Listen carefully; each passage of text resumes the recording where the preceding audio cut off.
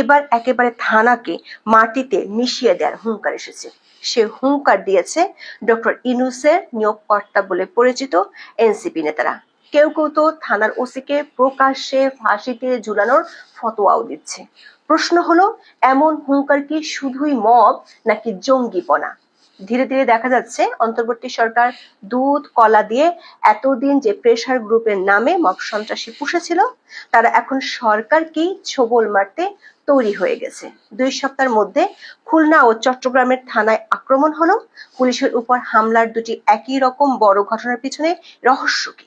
এগুলো কি শুধুই মব নাকি সরকারি ভাষ্যমতে প্রেসার গ্রুপের কাজ, নাকি এগুলো আরো বড় ঝড়ের পূর্বাভাস? কিছু গোয়েন্দা তথ্য বলছে এগুলো নিছক মব নয়, এর পিছনে আছে বড় ধরনের উদ্দেশ্য, আছে নাশকতার পরিকল্পনা। খবর হলো সরকার মদতপুষ্ট মবের বিরুদ্ধে ফুঁসে উঠছে মাঠ পর্যায়ের পুলিশ প্রশাসন। বিস্তারিত জানতে চলুন যাওয়া যাক বিশ্লেষণে।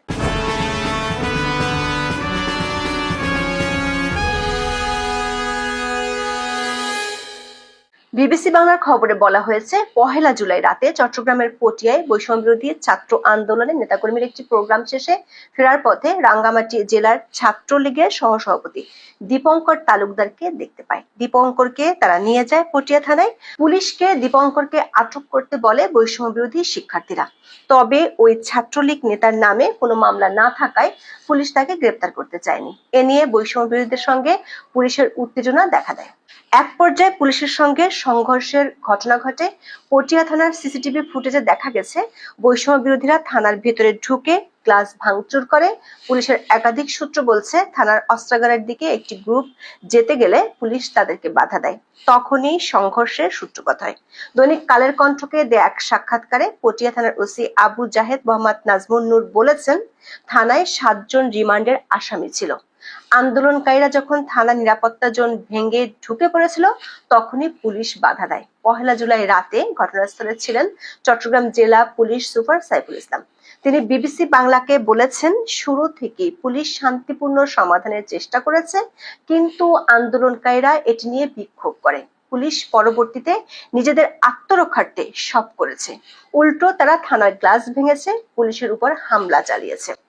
2 জুলাই সকাল থেকে পটিয়া থানার ওসির অপসারণের দাবিতে চট্টগ্রাম কক্সবাজার মহাসড়ক অবরোধ করে আন্দোলনকারীরা। নগরের খুলশী এলাকায় অবস্থিত ডিআইজি কার্যালয়ের সামনেও তাদের একটি গ্রুপ অবস্থান নেয়। এরই মধ্যে সকাল থেকে ফেসবুকে এনসিপি নেতা ও সমর্থকেরা একের পর এক পোস্ট দিতে থাকেন। সরকার সমর্থিত কিংস পার্টি এনসিপির যুগ্ম সদস্য সচিব আরিফ সোহেল লেখেন, পটিয়া থানা মাটির সাথে মিশাইয়া দিতে হবে। এনসিপির ছাত্র সংগঠন বাকসাসের যুগ্ম সদস্য সচিব আব্দুল্লাহ সালেহিন অয়ন দিয়েছেন আরো ভয়ঙ্কর হুঙ্কার। তিনি লেখেন, পটিয়া থানার ওসিকে প্রকাশ্যে ফাঁসি দেয়া জায়েজ হয়ে গেছে।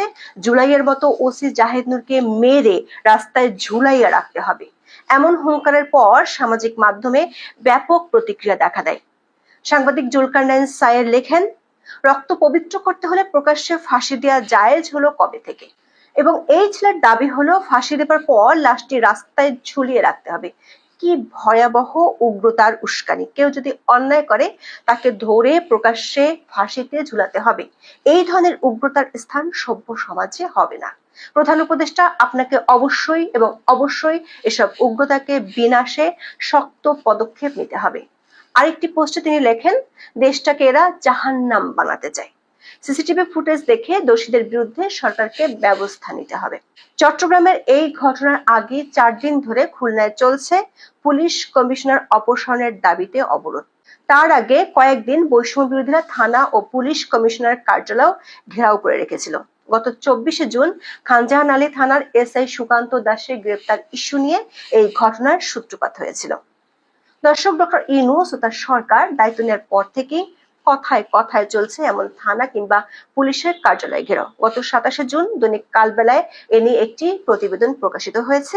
সেখানে বলা হয়েছে, গত জানুয়ারি থেকে 25 জুন পর্যন্ত 6 মাসে 43 বার থানা ঘেরাও হয়েছে। খুলনা ও চট্টগ্রামের ঘটনা দুটি যোগ করলে এই সংখ্যা দাঁড়াবে 45। এর অর্থ হলো প্রতি সপ্তাহে প্রায় 2 বার করে দেশের কোথাও না কোথাও থানা ঘেরাওয়ের ঘটনা ঘটেছে গত 6 মাসে।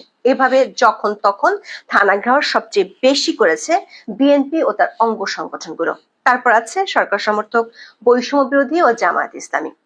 একটা সময় কোনো জাতীয় ইস্যুতে থানা ঘেরাওয়ার মতো কর্মসূচি দেখা যেত, তাও ছিল অনেকটা প্রতীকী। কিন্তু অন্তর্বর্তী সরকার আমলে থানা ঘেরাও যেন ছেলের হাতের মুয়া হয়ে গেছে। পান থেকে চুন খসার মতো ঘটনায়ও মব সৃষ্টি করে থানা ঘেরাওয়ের ঘটনা ঘটছে। নানা দাবি আদায়ের পাশাপাশি এজাহারভুক্ত আসামিকে ছেড়ে দেওয়ার মতো দাবি জানিয়েও এ ধরনের কর্মসূচি চলছে। এ ধরনের কর্মসূচি মামা বাড়ির আবদারে পরিণত হয়েছে। যদিও থানা ঘেরাও করে প্রতিবন্ধকতা সৃষ্টি করা আইনত অপরাধ। গোয়েন্দা সূত্রগুলো বলছে এতদিন মবগুলো ছিল স্থানীয় ইস্যুতে, কিন্তু খুলনা ও চট্টগ্রামের ঘটনার পেছনে গোয়েন্দারা ভিন্ন তথ্য খুঁজে পেয়েছেন। তাদের আশঙ্কা চলতি মাসে এমন আরো কয়েকটি ঘটনা ঘটতে পারে। খুলনার আন্দোলনটি প্রথমে স্থানীয় ইস্যুতে ছিল এবং সেটি মিটমাট হয়ে গিয়েছিল, কিন্তু এনসিপির একটি গ্রুপ সেই আন্দোলনকে টেনে নিয়ে যাচ্ছে। এমনকি যারা আন্দোলন করতে চায় না তারা 2রা জুলাই সংবাদ সম্মেলন করে জানিয়ে দিয়েছে। চট্টগ্রাম পটিয়ার ঘটনাটিকে গোয়েন্দারা দেখছেন পূর্ব পরিকল্পিত হিসেবে। এর পিছনে যারা উস্কানি দিচ্ছেন তাদের স্থানীয় কিছু ইস্যু আছে, যেমন পটিয়া থানাকে মাটিতে মিশিয়ে দেওয়ার ঘোষণা দিয়েছেন আরিফ সোহেল। বৈষম্য বিরোধী ছাত্র আন্দোলন চট্টগ্রাম জেলার 3টি কমিটি গঠন নিয়ে এই আরিফ সোহেল লাঞ্ছিত হয়েছিলেন। আরিফ সোহেল ও হাসনাত আব্দুল্লাহকে গত 18 ফেব্রুয়ারি চট্টগ্রামে অবাঞ্ছিত ঘোষণা করা হয়েছিল। ওই দিন বৈষম্য বিরোধী ছাত্র আন্দোলন চট্টগ্রাম জেলার 3টি কমিটি থেকে 50 সদস্য পদত্যাগ করেছিল। সূত্রগুলো বলছে আরিফ সোহেল এনসিপি নেতা হয়েও চট্টগ্রামে যেতে পারেন না দলীয় কোন্দলের কারণে। পটিয়া থানা ইস্যুতে তিনি আবার দলীয় অবস্থান পাকাপোক্ত করতে চান। এই আন্দোলনের পিছনে উস্কানি দেয়া চট্টগ্রামের আরেক নেতার বিরুদ্ধে বড় ধরনের অর্থ কেলেঙ্কারির অভিযোগ আছে।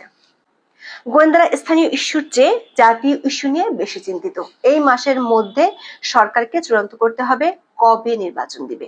তা না করলে রাজনৈতিক পরিস্থিতি উত্তপ্ত হবে। তার আগে সরকার সমর্থক যারা নির্বাচন চায় না তারা আইন শৃঙ্খলা পরিস্থিতিকে পুরোপুরি ভালনারেবল করে তুলতে চায়।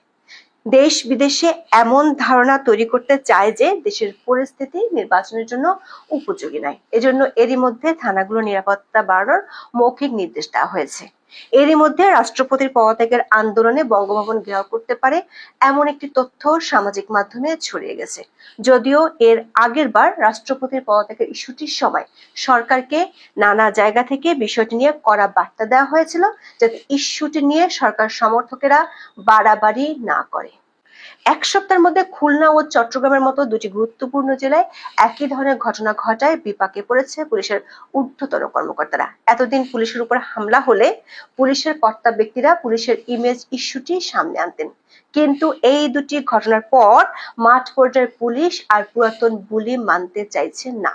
কারণ দুটো ঘটনায় পুলিশ থানা ও অস্ত্রাগার রক্ষা করতে গিয়ে ব্যবস্থা নিয়েছে। মাঠ পর্যায়ের পুলিশ এসব হামলার ঘটনায় আর কোনো ছাড় দিতে চায় না। ইতিমধ্যে তারা বিষয়টি পুলিশ সার্ভিস অ্যাসোসিয়েশনকে জানিয়েছে।